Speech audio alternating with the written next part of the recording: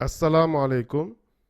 Yoshim 42da, lekin jinsiy xohishim umuman yo'q deb shunga o'xshagan kommentariy kelgan mana raqschi degan profildan. 42 yoshdaman, xohish umuman yo'q. Jinsiy xohishni libido deyiladi. Bu o'sha jinsiy ehtiyojni qondirish uchun kerak bo'ladigan energiya va harakatlarni libido deyiladi. Bu Zigmund Freud degan odam psixoanalitik tomonidan bu so'z kiritilgan. Libidoni jinsiy mayl yoki jinsiy xohish deb sizlar tushunishinglar uchun oson bo'lishi uchun shunaqa deb qabul qilamiz. Xo'p, jinsiy xohish 6 ta gormonga bog'liq. Eng asosiysi testosteron. Har bitta gormonni bo'yicha dars qilib beraman. Ketma-ket chiqadi bu videolar. Jinsiy xohishi pasayishi faqat testosteronga bog'liq emas. 2018-yildagi endokrinologlar jamiyatini konsensusiga ko'ra, ya'ni qo'shma qaroriga ko'ra, meta-analiz natijasiga ko'ra, meta-analiz deganda juda ko'p maqolalarni tahlil qilib chiqish. Buni natijasiga ko'ra, testosteron erkaklarda 8 nanomol litrdan kamaymagunicha libido bilan testosteron bir-biriga bog'liq emas degan. Nima demoqchi? O'zi 8 testosteron juda ham kam. Xo'p.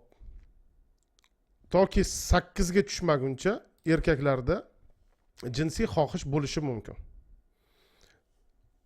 Qorin qo'yib semiradi, diabet bo'ladi, yuragiga stent qo'ydiradi, infarkt bo'ladi, insult bo'ladi, yelkalari ozib ketadi, qo'llari ozib ketadi, asabi chatoq bo'ladi, uyqusi buziladi, lekin jinsiy xohishi bo'lishi mumkin. 8 dan pasaygandan keyin qanchalik pasaysa jinsiy xohish shunchalik pasayib ketadi. Hurmatli podpischik, o'sha raqschi degan, erkakmisiz, ayolmisiz?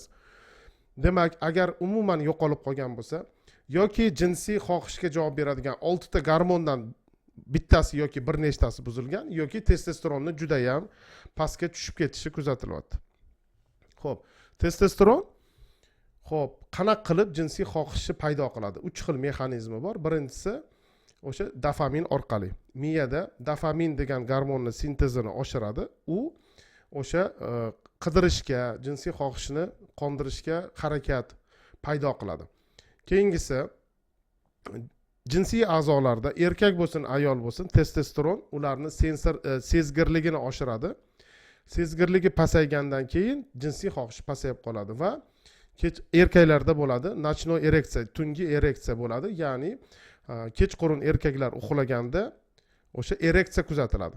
Ertalab kuzatiladi. Bu narsalar bo'lmasa, kechki ereksiyalar, ertalabki ereksiyalar bo'lmasa, jinsiy a'zo o'zini elastikligini yo'qotadi.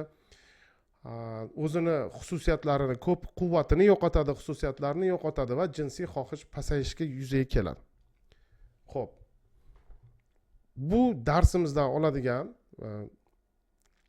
bilimimiz nimadan iborat bo'lishi kerak?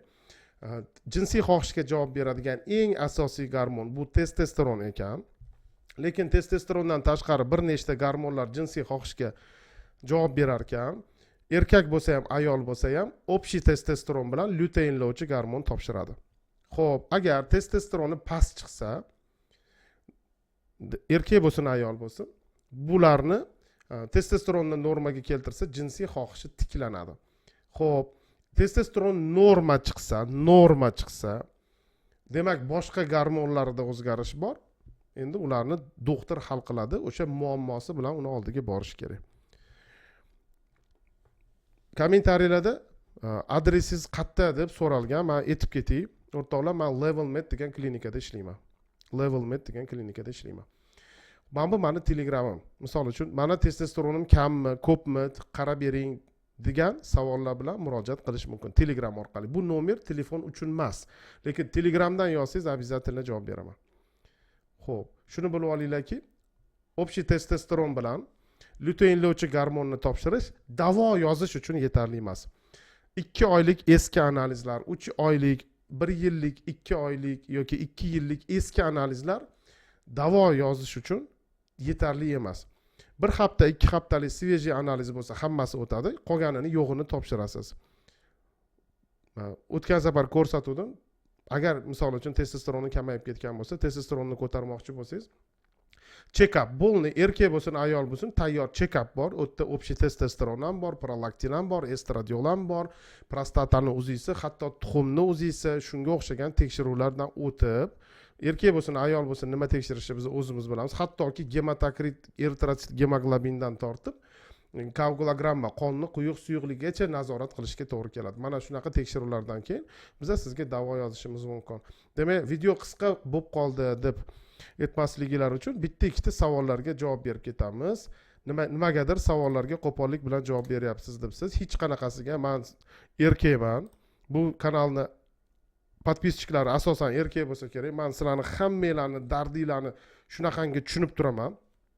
Antidiabet kanalim bor. Diabet kanali a'zolari aytganini qilmaydi, diyeta, sport qilmaydi, ularga qattiq turishga to'g'ri keladi. Lekin o'zi testosteroni past, jinsiy quvvati pastligidan asabi buzilib, qiynalib yurgan o'zimni tengdoshlarim yoki akalarim, ukalarim qatoridagi odamlarga misol uchun qo'pollik qilinmaydi.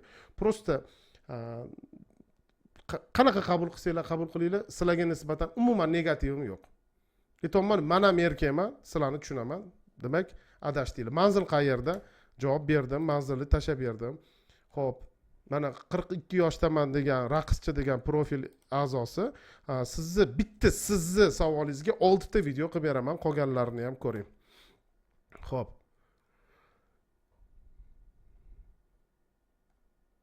Mana shu kommentariylar har bittasi videoga arziydi. Mana ko'ryapsizlar, hammasini o'qiyman, hammasini bilaman. Xo'p. Varikatseli hammasi bularga kelinglar, vaqtimizni olmaymiz deb hammasini alohida video qilib beraman. E'tiboringiz uchun rahmat. Birinchi qism tugadi.